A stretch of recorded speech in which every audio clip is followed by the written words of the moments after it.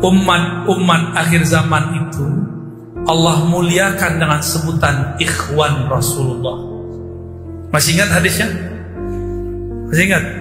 Suatu kali baginda Nabi SAW mengatakan, nanti akan datang ikhwanku.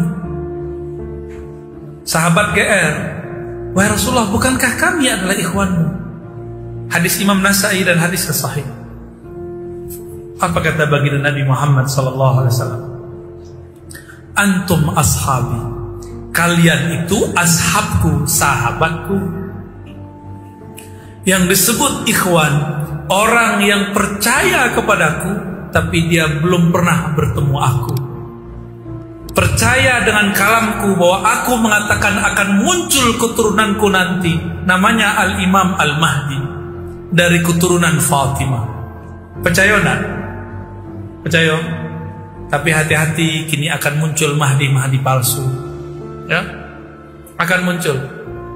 Saudi itu dulu baru berdiri secara utuh 1933, bergabung antara Hijaz dan Suud.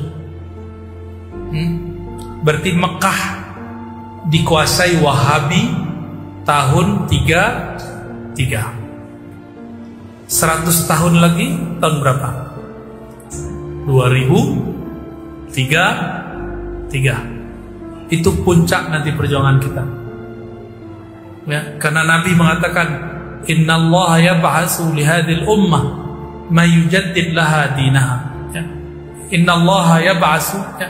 Sungguhnya Allah akan membangkitkan, ya, setiap 100 tahun ada sekelompok umat, sekelompok orang yang mentajdid agama. Setiap 100 tahun. Maka hitungan kami berdasarkan hadis tadi, hadis Abu Daud tadi, hadis sahih 2003. Tapi nanti 2026, 2027, 2028 nanti muncul Mahdi palsu. Ya. Sebenarnya Al-Mahdi sudah ada belum? Sudah ada. Tapi dia sedang menyembunyikan dirinya. Karena Dajjalnya juga belum keluar. Dajjal itu ingin bunuh Al-Mahdi. Gak mungkin Al-Mahdi itu kowar-kowar di YouTube bahwa dia seorang Imam Mahdi. Apalagi main email Ar-Razi, sayalah Al-Mahdi itu. Gak usah lah ngaku-ngaku, ya kan? Saya tahu kok kriteria Al-Mahdi itu apa. Ya tenang aja ntar ya. Insya Allah.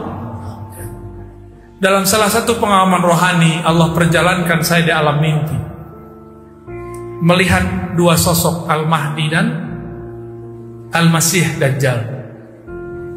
Jadi insya Allah ciri-cirinya lah tahu bahwa sakilih, ya. Tapi kitab-kitab ulama kita lebih ilmiah menjelaskannya. Maka kami bukan merujuk kepada mimpi, merujuk kepada kitab-kitab yang sudah diturunkan oleh para ulama, yang mereka menjelaskan hadis-hadis Nabi Muhammad sallallahu alaihi wasallam. Semoga negeri kita nanti salah satu negeri yang dikunjungi Al-Mahdi, yang banyak tentara-tentara Al-Mahdi di sini. Amin. Ya. Tapi yang sabar, ya. Ini kan nggak sabar, belum masanya sudah mulai berontak. Mana ada Al-Mahdi berontak? Al-Mahdi itu persis seperti Nabi Muhammad. Nabi Muhammad berontak gak di Mekah ketika 13 tahun pertama? Nabi Muhammad hancurkan gak itu berhala ketika 13 tahun pertama? Enggak. Bahkan Nabi pindah ke berbagai tempat dan diusir. Nabi gak berontak. Bahkan Nabi tidak sumpah serapah seperti kelompok Mahdi palsu hari ini. Cuma dikritisi tentang guru dia yang ngaku Mahdi, ngemuk-ngemuk. Oh, berarti dia bukan pengikut Al-Mahdi. Al-Mahdi itu kan wali, pengikutnya wali-wali. Dan wali itu jauh dari kata laknat. Ini baru dikit beda dikritisi, langsung semua Razi itu gak jelas. Laknat Allah kepada engkau. Saya sering dibilang itu. Ya kita udah sering, udah makanan tiap hari digitu-gituin ya. Udah kayak sarapan. Udah biasa digituin. Jadi sekarang kalau dibully udah biasa. Ya, udah kayak parfum. Kalau nggak ada malah kita nanya-nanya, yang bully mana nih? Jangan-jangan kita udah nggak berjuang lagi nih, ya? Gitu ya. Niat dalam hati. Selesai baca salawat tadi, baca Al-Fatihah, lalu katakan, ya Allah, izinkan kami menjadi pengikut Al-Imam Al-Mahdi yang sebenarnya. So nanti Dajjal tuh ngaku Mahdi, ngaku Isa. Ya, hati-hati. Zamannya sudah semakin dekat. Apa salawat yang dibaca untuk akhir zaman? Salawatnya sederhana. Ikuti. Allahumma ya Ahad, salli ala Sayyidina Ahmad. Allahumma ya Ahad, salli ala Sayyidina Muhammad. Allahumma ya Ahad, salli ala al-Mahdi khalifatika ya Ahad. Salli ala al-Mahdi khalifatika ya Ahad. Putasnya nanti surang ya. Ya. Bisa direkam dalam diri. Al-Imam Al-Mahdi bersama pengikutnya. Pengikutnya gak banyak, Pak. Yang inti cuma 313. Sebanyak jumlah Ahlul Badar, sebanyak jumlahnya para Rasul. 313, tapi doa-doa mereka mustajab. Zikir-zikir mereka senjata. Kalau doa mereka mustajab, zikirnya senjata, sakti nggak tuh 313? Sahibul Karomat, yang mirip-mirip Ahlul Badar ngelawan ribuan orang, sekali tonjok yang jatuh 3. Tonjok nih jatuh 3, 4, 5, 10, bisa begitu nanti. Karena di dalam dirinya ada kekuatan, di dalam kekuatan, nurun ala nur. Ada nur, di dalam nurnya ada nur lagi. Musuh Allah gelap, gelap lagi, gelap berlapis-lapis. Terang lawan gelap, menang siapa? Lah, ya menang terang lah. Mereka sedikit, tapi mereka sedikitnya itu banyak. Tentara Dajjal itu banyak, tapi banyaknya itu buih. Yang paling menyedihkan apa, Pak? Ini kabar buruknya ya. Tentara Dajjal itu terbanyak adalah umat Islam. Zahirnya aja, batinnya itu munafik. Mereka lah Khawarij yang berdarah zombie, ingin gorok orang-orang Islam. Yang paling pertama mereka gorok siapa? Zuriat Nabi. Karena mereka tidak percaya dengan adanya zuriat Nabi. Pakai kopi apa? Mungkin pakai serban, mungkin pakai sarung, pakai gamis, tapi mereka bencinya sama zuriat Nabi nggak tanggung-tanggung. Itu yang nanti akan ada pembantaian besar-besaran terhadap zuriat Rasulullah. Itu kerjaan Dajjal. Karena seperti zaman Fir'aun, masih ingat? Fir'aun bermimpi bahwa ada laki-laki yang membunuhnya dari kalangan Bani Israel. Maka semua anak baru lahir dari Bani Israel dibunuh. Itu berulang lagi, Pak. Fir'aun itu ya Dajjalnya itu sekarang. Dia mewarisi keganasan Fir'aun itu. Ada zuriat Nabi gorok. Makanya jangan seneng dulu antum jadi habaib. Serem. Agak menceremkan. Makanya kita sayang sama mereka. Kita cinta kepada mereka. Siapa tahu dari keturunan dia, ya kan? Kita nggak tahu. Siapa tahu omnya dia, pamannya dia, adeknya dia yang jadi Imam Al-Mahdi, kita kan nggak tahu.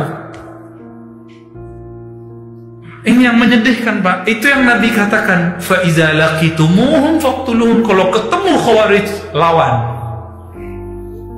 Kalau sekarang lawannya belum pakai pedang, lawannya karena mereka bawa pemikiran, kita lawan pakai pikiran. Mereka bawa Quran, kita jelasin Quran. Mereka nyebut sunnah, ayo kita uji sunnah, ya. Ayo kita uji sunnah, siapa yang takut? Ya.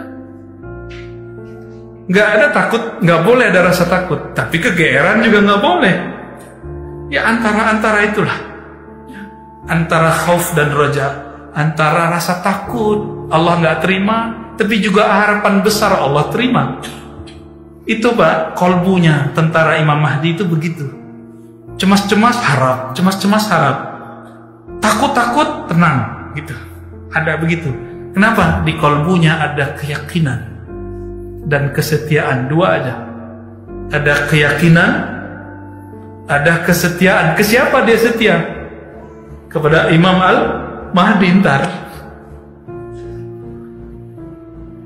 Di saat Imam Al-Mahdi bersama pengikutnya terjepit di salah satu tempat di Syam.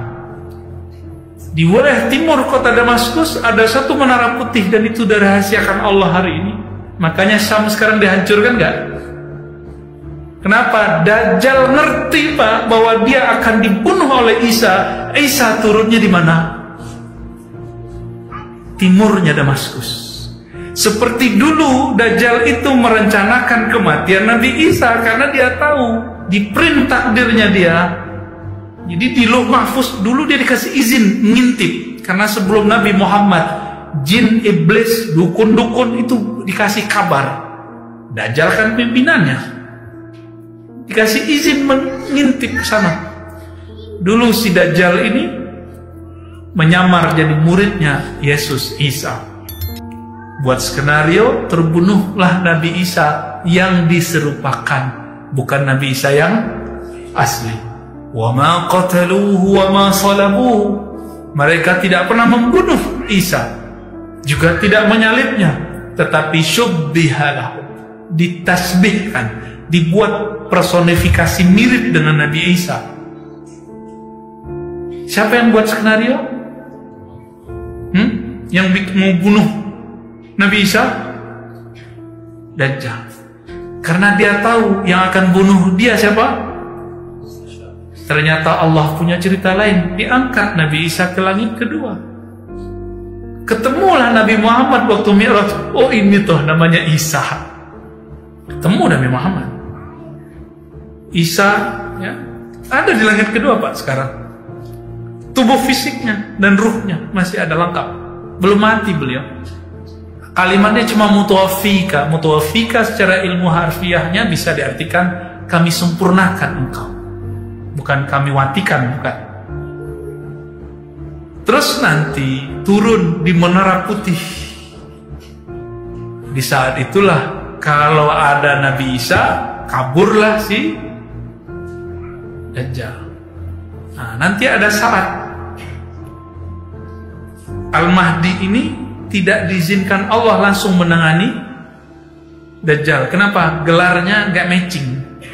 Al-Masih Isa matching nama Al-Masih Dajjal.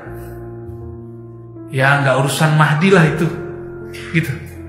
Maka diserahkanlah mandat kepada Nabi Isa untuk membunuh Dajjal. Nah, nanti ada saatnya. Dajjal itu cuma 40 hari Pak. Mirip seperti masa Samiri 40 hari di masa Nabi Musa, karena orangnya sama. 40 hari di zaman Nabi Musa persis kayak 40 tahun ngerusak iman Bani Israel.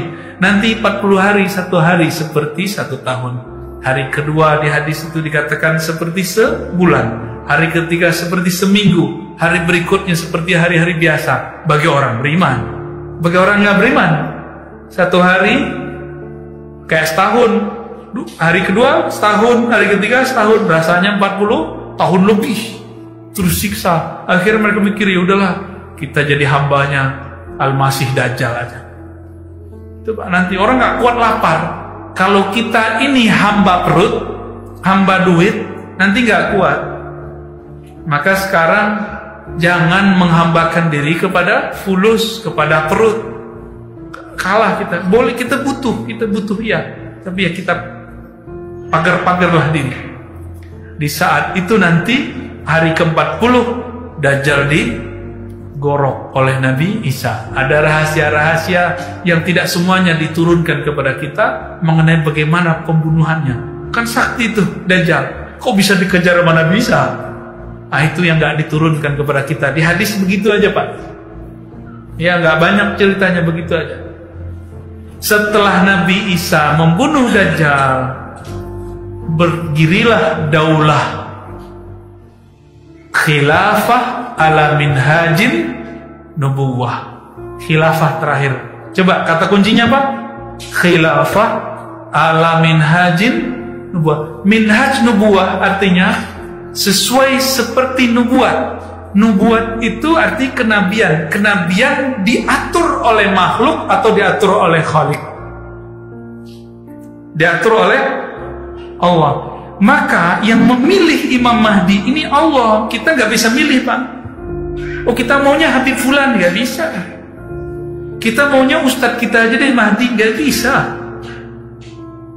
Jadi karena kekhalifahan akhir zaman itu dikunci dengan kata nubuwah, kenabian itu urusan Allah. Allah sembunyiin, Allah munculin, Allah apain itu terserah Allah. Jadi jangan buru-buru mau buat khilafah. Kita mau kok khilafah, tapi sabar-sabar dikit lah. Bangun khilafah bukan dengan syahwat politik. Bangun khilafah itu dengan semangat nubuwah.